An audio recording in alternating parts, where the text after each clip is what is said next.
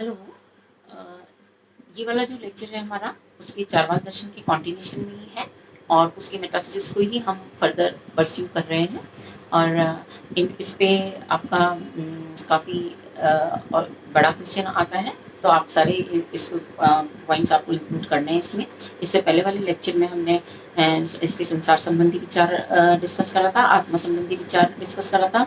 और ऑटोमेटिकली जब हम किसी सिस्टम की मेटाफिजिक्स डिस्कस कर रहे होते हैं तो it is indispensable to come to the epistemology of that system. हम ऑटोमेटिकली उस सिस्टम की ज्ञान मीमांसा को भी डिस्कस करने लग जाते हैं, क्योंकि जैसे कि मैंने पहले बताया था आपको कि तत्व मीमांसा जो है वो ज्ञान मीमांसा पे आधारित होती है। अब इस वाले जो लेक्चर है इसमें हम उनके ईश्वर संबंधी जो विचार हैं उनकी विवेचना करते हैं, उनको डिस्कस करते हैं। तो जैसे हमने जो चारवाक दर्शन है हमने देखा कि वो प्रत्यक्ष को ही केवल मत प्रमाण स्वीकार करते हैं, और चूंकि प्रत्यक्ष को स्वीकार करते हैं तो वो स्पष्ट है कि आप ईश्वर के अस्तित्व को अस्वीकार करेंगे, क्योंकि ईश्वर का हमें एज सच ज्ञान नहीं होता या उसका प्रत्यक्ष नहीं होता। हम परसीव नहीं कर सकते अपने एक्सटर्नल सेंसेस से ईश्वर को। तो इस प्रकार से चारवाक दर्शन जो है वो ईश्वर के अस्तित्व को अस्वीकार करता है, और ये स्वीकार करता है कि भाई केवल जो जड़ तत्व हैं उनके सम्मिश्रण से, जल पृथ्वी अग्नि वायु, इनके सम्मिश्रण से संसार की उत्पत्ति हो जाती है।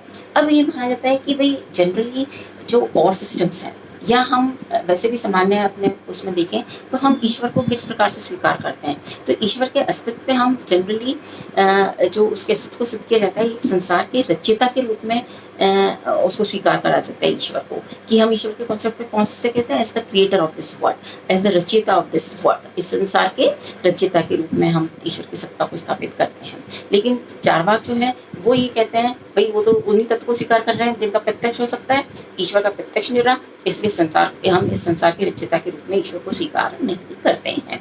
अब जनरल सामान्यतः क्या होता है कि जैसे कोई भी वस्तु का निर्माण होता है तो उसके निर्माण में हमें एक तो उपादान कारण की आवश्यकता होती है, एक निमित्त कारण की आवश्यकता होती है। जैसे कि यदि हम घड़ा का निर्माण करना है, हमें मटकी का निर्माण करना है, तो हमें एक तो मिट्टी की आवश्यकता होगी और एक हमें कुंभकार की आवश्यकता होगी। तो जो मिट्टी है वो तो क्या कहलाएगा, उसका उपादान कारण कहलाएगा, और जो कुंभकार है वो उसका निमित्त कारण कहलाएगा।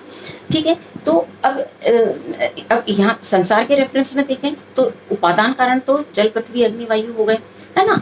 और लेकिन निमित्त कारण के रूप में जहाँ बाकी के जो दर्शन है, नॉट ऑल, ज़्यादातर दर्शन जो है वो ईश्वर को रचयिता के रूप में स्वीकार कर रहे हैं। तो यहाँ पे जो चारवाक दर्शन है वो ये रहेगा कि चार तत्व है, यहाँ तक तो सही है, लेकिन किसी ईश्वर आदि को रचयिता के रूप में स्वीकार करने की आवश्यकता नहीं है, क्योंकि वो क्या कहते हैं कि हमारा अर्थात इन चारवाक मेटाफिजिक्स, चारवाक के तत्वमीमांसीय दर्शन में ईश्वर का स्थान नहीं है, क्योंकि वो ईश्वर को रचयिता स्वीकार नहीं कर रहे, क्रिएटर स्वीकार नहीं कर रहे। और क्यों नहीं कर रहे, वो उनके मत में वो ये कहते हैं कि चार तत्व हैं, जल पृथ्वी अग्नि वायु, और इन तत्वों का एक स्वाभाविक सम्मिश्रण से ही इस संसार की उत्पत्ति हो जाती है। अर्थात प्रत्येक तत्व का अपना एक स्वभाव होता है, और एक उनके स्वाभाविक मिश्रण से, आकस्मिक संयोग से इस जगत की उत्पत्ति हो जाती है। हमें किसी ईश्वर को स्वीकार करने की आवश्यकता नहीं है। तो इस प्रकार से जो चारवाक है वो ईश्वर की सत्ता को अस्वीकार करते हैं और वापस अपने जड़वाद को और पुष्ट करते हैं, स्थापित करते हैं। और वो ये उनका बेसिकली जब वो ये कहते हैं कि इस जगत की उत्पत्ति जो है वो जड़ तत्वों के स्वाभाविक मिश्रण से होती है, तो उनका स्पेसिफिकली ये जो सिद्धांत है वो कहलाता है स्वभाववाद। ठीक है।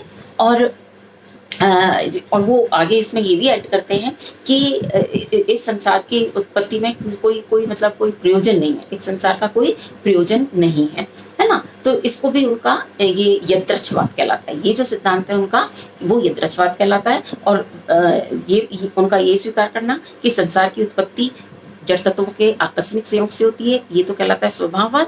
और संसार की उत्पत्ति में उसका कोई प्रयोजन नहीं है, ये उनका जो सिद्धांत है वो कहलाता है यदृच्छवाद। तो इस प्रकार से जो चार्वाक हैं वो अपने जड़वाद की स्थापना करते हैं और उसको उनके सिद्धांत को हम प्रत्यक्षवाद भी कह सकते हैं। तो एक्चुअली आपके जैसे इस पे शॉर्ट नोट्स भी आते हैं और आपका स्वभाववाद है, यथार्थवाद है, इन पे आपके कॉन्सेप्ट्स क्लियर डिफाइन करने के लिए आते हैं। आपके जो संप्रत्य हैं वो परिभाषित करने के लिए आते हैं। तो आप लोगों को स्वभाववाद डिफाइन करना आना चाहिए, यथार्थवाद डिफाइन करना आना चाहिए, जड़वाद डिफाइन करना आना चाहिए। Thank you.